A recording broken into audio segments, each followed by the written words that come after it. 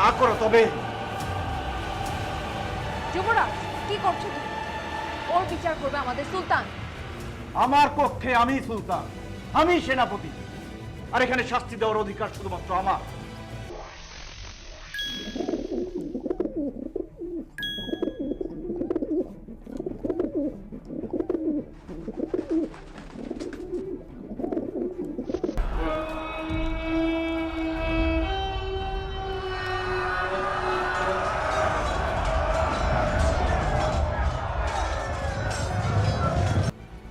সুলতানা সাহেবা, আপনি অকারণে আমার ধৈর্যের পরীক্ষা কেন নিচ্ছেন? আপা, আপনি যা বলার বলুন। এমনিতেই নাইফা আমাদের সামনে স্বীকার করেছে আপনি কথা পাঠিয়েছেন। আমার কাছে সেই স্বীকারোক্তির কোনো মূল্য নেই বাদিয়া। ঠিক আছে, আমি আর অপেক্ষা করতে পারছি না। এক্ষুনি কথা বলতে যাচ্ছি আব্বাজানের সাথে। তার সামনে কি বলবেন সেটা আপনার ইচ্ছে। যুবরাজ, বলুন, আমি শুনছি। যুবরাজ, আমি বলছি যুবরাজ, আমি বলছি সমস্ত সত্যি কথা। আপনি ভুল বুঝছেন যুবরাজ। আমি তখন ভয়ে এক কথা বলতে গিয়ে আরেক কথা বলে ফেলেছি। সুলতানা সাহেব আমাকে আপনাদের কক্ষে যেতে বলেছেন ঠিকই, তবে সেটা আপনাদের কথা শুনবার জন্য নয়।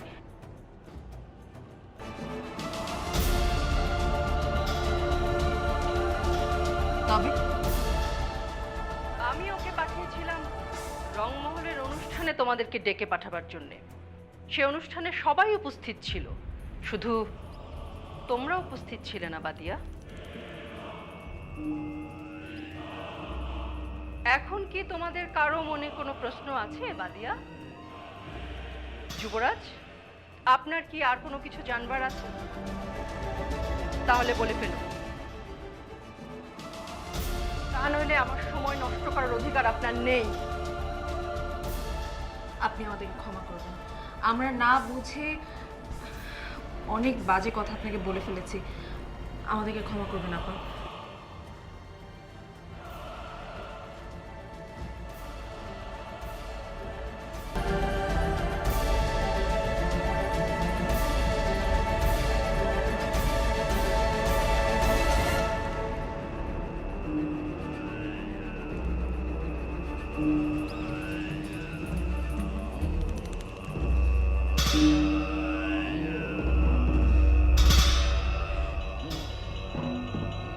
কিছু মনে করবেন না। বাদিয়া, গভীর অন্ধকারে আলোর ছায়া পাওয়া যায় সুলতান সাহেব, আর তেমনি আলোর রাজ্যেও পাওয়া যায় অন্ধকার। একবারের জন্য ভাববেন না কথার জোরে আপনি সত্যটাকে লুকিয়ে রাখতে পারবেন। মনে রাখবেন, ভাইজানের মতো আমিও সুলতান আরসলানের সন্তান। ভাইজানের মতো আমার ধমনীতেও বইছে সুলতান আরসলানের রক্ত। তাই এই ঈশান বাংলার সুলতান একদিন আসবে। এখন অপেক্ষা শুধু সময়। সুলতান হবে? ঈশান বাংলার মসনদ থেকে সুলতান আথিয়ারকে সরিয়ে সুলতান হবে ফাহিম? এত সহজে?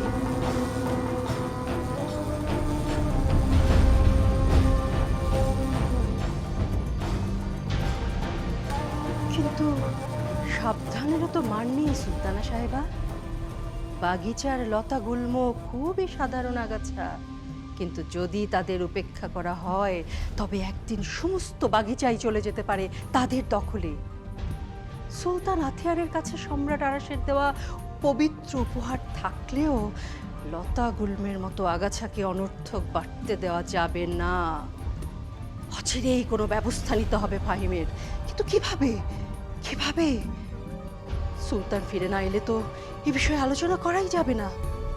সুলতান আথিয়ার, এবার নৃত্য সঙ্গীতের পালা সাঙ্গ করে ফিরে এসো। শীঘ্র এসো সুলতান আথিয়ার, শীঘ্র এসো।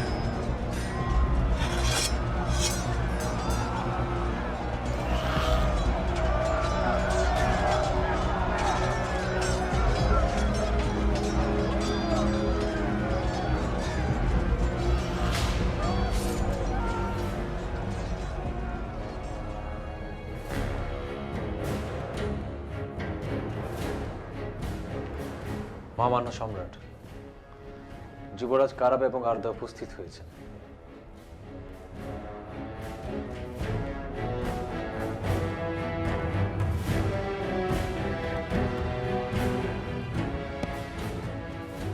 আসসালামু আলাইকুম বাবাতান। ওয়ালাইকুম আসসালাম।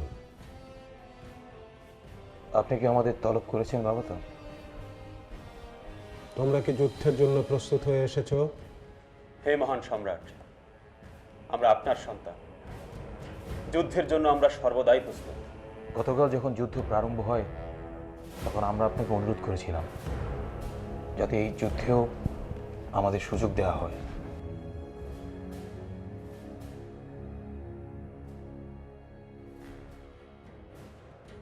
সময়ের পূর্বে কখনো সূর্য উদিত হতে দেখেছো তোমরা? কিংবা খিদে পাওয়ার আগে কখনো ভোজনে করেছো মনোনিবেশ? সারাঙ্গন বংশের যুবরাজ তোমরা, সম্রাট আরাসের ঔরসজাত সুযোগ্য দুই সন্তান, নীল রক্তের অধিকারী। আর আমাদের যুদ্ধ ভিন্ন সবুজ রক্তের অধিকারী দানবরাজ ইজবাকের সঙ্গে।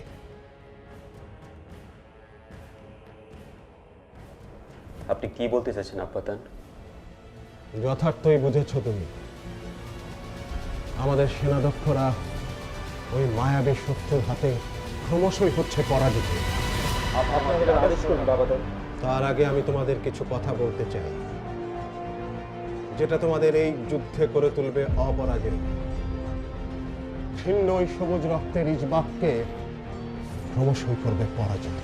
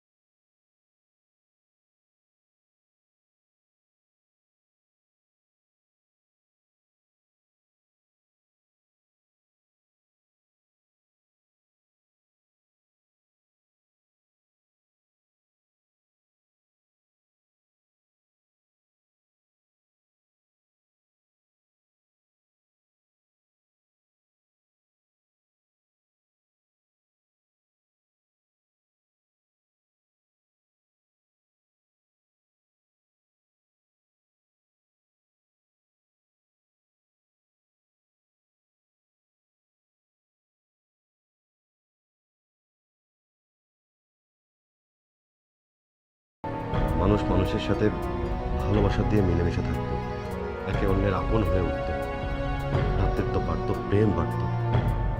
রাজ্য রাজনীতিতে দায়ানের মতো কারো সন্তানকেই হয়তো গোপন কথার মতো কিছু শিখতে হতো না। কিন্তু আমার মহান সেনাপতি, আমরা যা ভাবছি সেটা তো আমাদের মনের স্বপ্ন রাজ্যের কথা, বাস্তবটা কিন্তু আলাদা।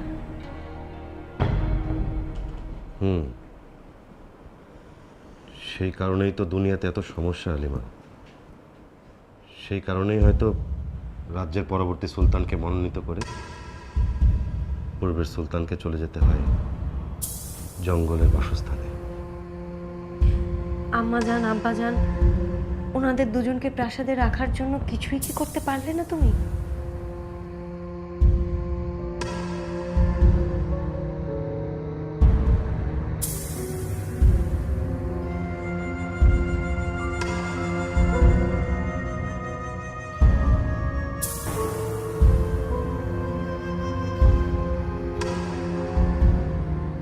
না লিমা, আব্বাজানের সাথে কিভাবে কথা বলবো সেটা বুঝতে পারছি না। শুধু একটা জিনিসই বুঝতে পারছি, যদি সবকিছু এভাবেই চলতে থাকে তাহলে এই মসনদে একদিন অনেক বড় সমস্যা হয়ে যাবে।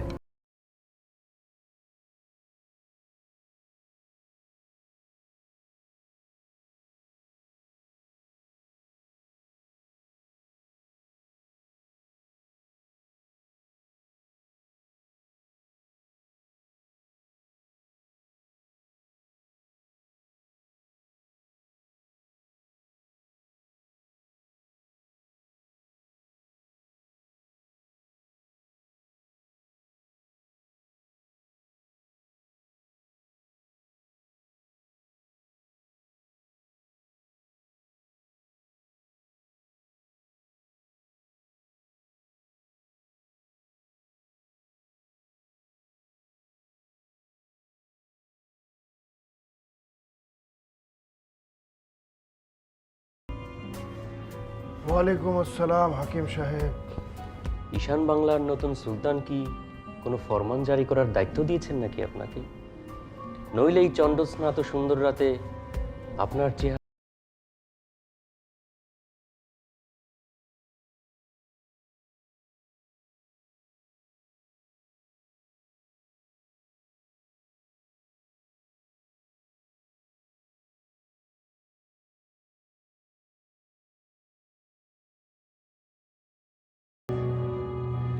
সমস্যা সমস্যা আমার নয় হাকিম সাহেব, সমস্যা এই মসনদের, সমস্যা এই প্রাসাদের, সমস্যা সুলতান আরসালানের পরিবারের।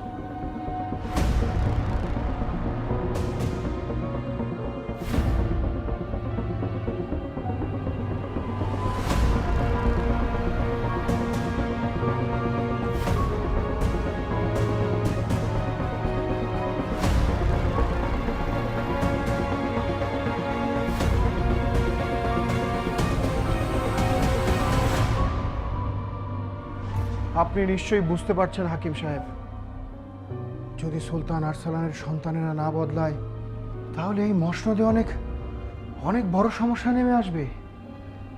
উজি সাহেব, আমি একজন সাধারণ হাকিম। আমি থাকি বিভিন্ন ঔষধ আর অসুখের দুনিয়ায়। মানুষের অসুখ নিয়ে দিন কাটে আমার। রাজনীতি বোঝা আমার সাধ্যের বাইরে। তবু জানতে ইচ্ছে করছে, এই একটি বিচ্ছিন্ন ঘটনায় আপনি মসনদের সমস্যা কিভাবে দেখলেন? আজকের অনুষ্ঠানে যুবরাজ ফাহিম আসেন, এমনকি তার বেগম সাহেবাও ছিলেন অনুপস্থিত। অনুষ্ঠান শুরু হওয়ার কিছুক্ষণ পর সুলতানা সাহেবাও চলে গেলেন। আপনি কি বলতে চাইছেন, এই প্রাসাদে আমাদের চোখের আড়ালে অনেক কিছুই ঘটে চলেছে? প্রদীপের নিচেই তো সবচেয়ে বেশি অন্ধকার বাসা বাঁধে হাকিম সাহেব। আর এখানেই আমার ভয়। সুলতান আরসালান আশা করেন তার 3 সন্তান এই প্রাসাদে এক পরিবারের মতো থাকবেন, কিন্তু সকালের সূর্য দেখে তো দিনের আলোয় সেই উজ্জ্বলতা আমি আশা করতে পারছি না হাকিম সাহেব।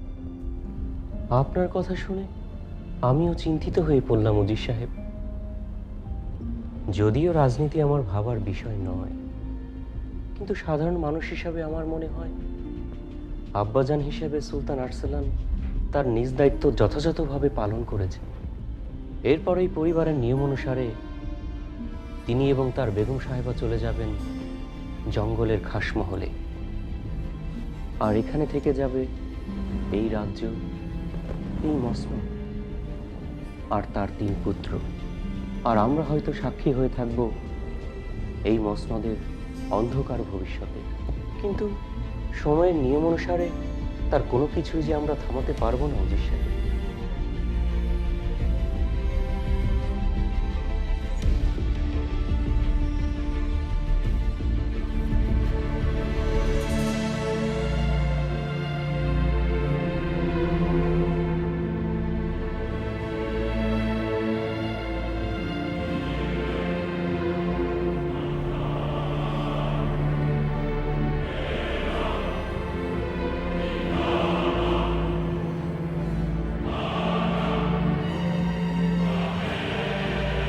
তুমি তোমার নিজের বিপদ নিজেই ডেকে এনেছো যুবরাজ। তুমি তোমার ক্রোধ, বাক্য, বুদ্ধি, বিবেক কোনো কিছুই সংযত করে রাখতে পারোনি সুলতানা সাহেবের সামনে। যেখানে তোমার অনেক কথা বলা দরকার সেখানে তুমি বাক্য হারো, আর যেখানে তোমার চুপ করে সহ্য করে থাকার কথা সেখানে এখন যদি সুলতানের সাথে সে প্রতিহিংসার গুটি সাজিয়ে বসে, তখন তুমি নিজেকে কি করে সামলাবে? বাদিয়া, যুবরাজ ফাহিম কাউকে রেয়াত করে চলে। তারা যদি কিছু করতে চায় আমিও চুপ করে বসে থাকবো না। ভুলে যেও না, আমারও সেনা দক্ষ আছে, আর আমার সেনাবাহিনীতেও ক্ষমতা কম নেই। বাহ, চমৎকার।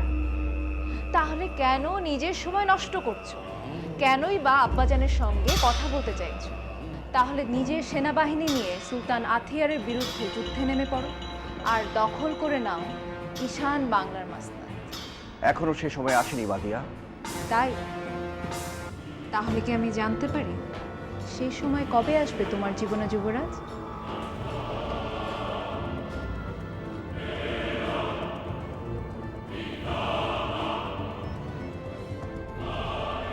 বাদিয়া,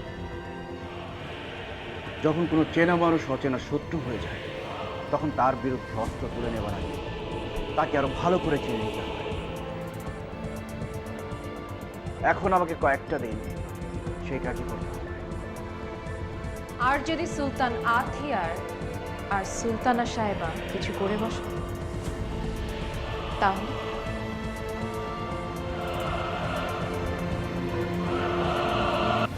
নতুন নতুন বুদ্ধি দিয়ে আথিয়ার আর তার পিতামাতাকে বশ করা,